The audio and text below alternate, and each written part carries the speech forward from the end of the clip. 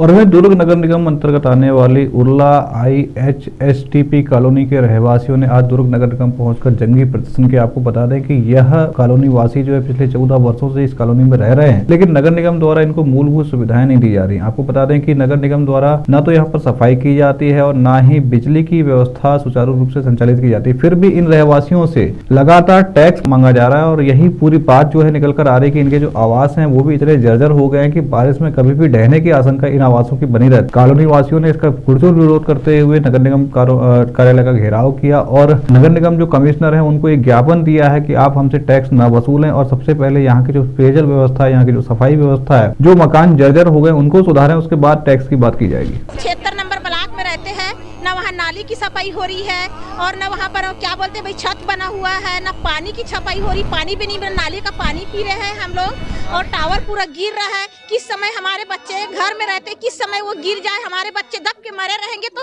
क्या करें हम लोग, कहाँ जाए हम लोग। स्थिति बनी हुई है ये तो जब से रह रहे हैं हम लोग तभी से है मैडम। ये तो आपने इस बारे में अभी तक वहाँ पर ये निगम की जानकारी दिए है ना मैडम, जानकारी दी है हमने। वो निगम वाले आते हैं खाली देख के जाते हैं। हमने उनको बोले कि छत बना दीजिए, इसको अच्छे से बना दीजिए। ना बिजली का व्यवस्था नहीं है, ना पानी का व्यवस्था नहीं है, किसी चीज का व्यवस्था नहीं है वहाँ पर। और निगम वाले आके परेशान करते हैं और 6-7 की सूची मांगते हैं। जिसके पास सूची है तो ठीक है मैडम, और जिसके पास नहीं है तो वो कहाँ जाएगा, क्या करेगा?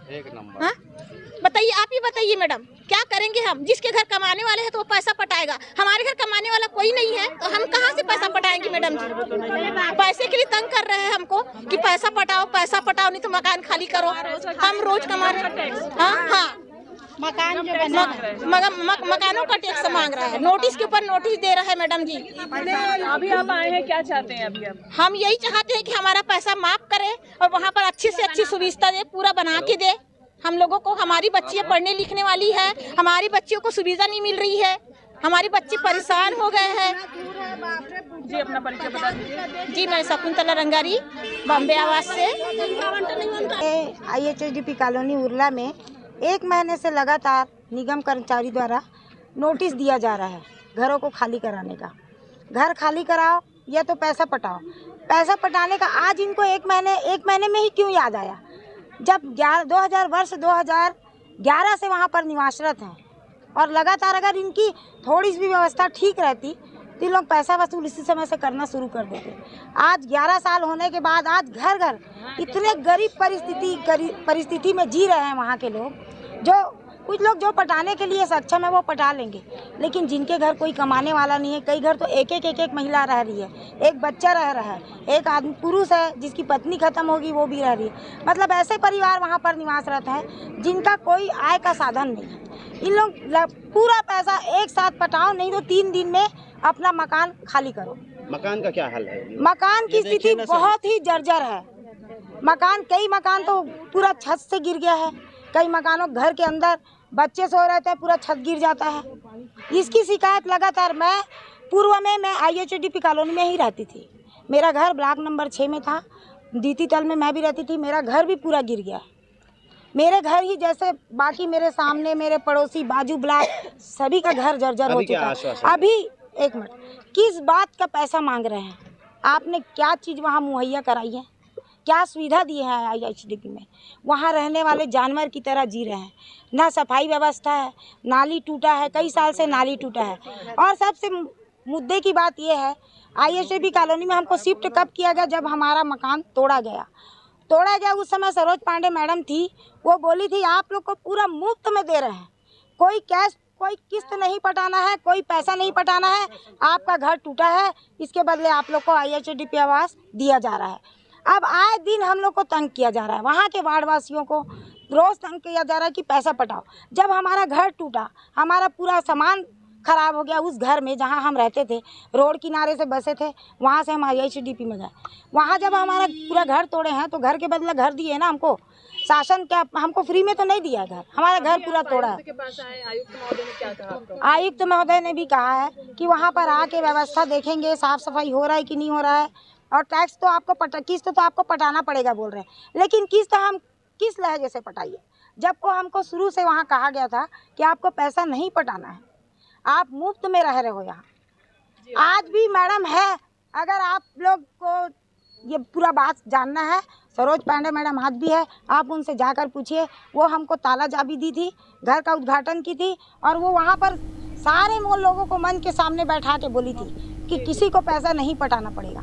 आप लोग को मैं वार्ड नंबर 15 की पार्षद श्रीमती उषा ठाकुर और इन लोगों के और वही पूरी खबर पर दीपमाला सिन्हा दुर्ग से हमारे साथ लाइव जुड़ी। दीपमाला, हमें ये बताएं कि सरोज पांडे जो पूर्व राज्यसभा सांसद हैं, उनकी बात यहाँ पर बार बार दोहराई जा रही है। नगर निगम आयुक्त कह रहे हैं कि हम वहाँ पर जाके सफाई व्यवस्था देखेंगे, चीज़ों को देखेंगे, लेकिन किस्त तो आपको पटानी पड़ेगी। क्या है पूरा मामला, किस चीज़ की ये किस्त है और जो मकान देने की रिप्लेसमेंट की बात की जा रही, क्या कुछ पूरे मामले का सार निकल कर आ रहा है दीपमाला? जी अवधेश जी, मैं बताना चाहूंगी कि सभी जो रहवासी हैं ये उरला वार्ड क्रमांक 58 के रहवासी हैं। ये जो अभी जो विरोध कर रहे हैं, ये नगर निगम का जो टैक्स होता है, निवास टैक्स होता है, मकान टैक्स है, उसका विरोध कर रहे हैं। एक एक आदमी के ऊपर लगभग 20 से 25 हजार रुपए टैक्स का भार जो है निगम ने डाल दिया है। ये टैक्स ही इन रहवासियों द्वारा पिछले कई सालों से नहीं पटाया जा रहा था और अब जो टैक्स है इतना ज्यादा बढ़ गया है, उसे लेकर निगम वसूली कर रहा है और निगम का कहना है कि आप जल्द से जल्द टैक्स पटाए वरना 3 दिन के अंदर मकान खाली कर दे। वही इन रहवासियों का कहना है कि जब सरोज पांडे जब यहाँ पर थी तो अब उन्होंने ये मकान जो है उन्हें रहने के लिए दिया था। जब इनके आवास को तोड़ा गया था, पुराने कई आवास जिनमें रह रहे थे झुग्गी झोपड़ी, इन्हें जब तोड़ा गया था दुर्ग नगर निगम द्वारा, तब सरोज पांडे ने इन आवासों को इन्हें आवंटित किया था कि आप यहाँ पे रहें और किसी भी प्रकार का किराया नहीं देने की जरूरत है, ना ही किसी प्रकार की आपको कोई राशि। लेकिन दीपमाला, एक बात और निकलकर सामने आ रही है कि नगर निगम ने अचानक इनको 3 दिन के अंदर मकान खाली करने की बात कही, लेकिन वो मकान तो पूरी तरह से जर्जर हो चुके हैं। कई सारे मकान ऐसे हैं जिनको देखने से ऐसा लग रहा है कि वो कभी भी टूट सकते हैं, कभी भी गिर सकते हैं। फिर कौन से मकान खाली करने की बात की जा रही है, कौन से टैक्स की बात की जा रही है, किस प्रकार की मेंटेनेंस की बात हो रही है दीपमाला?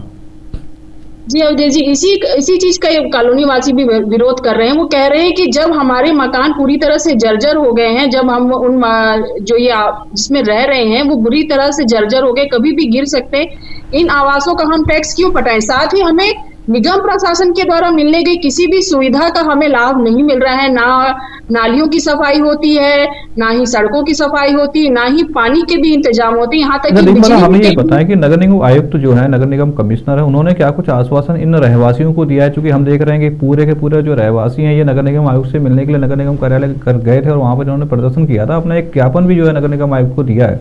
तो नगर निगम कमिश्नर ने क्या कुछ इनको आश्वासन दिया है? अपडेट्स क्या है पूरी खबर पर?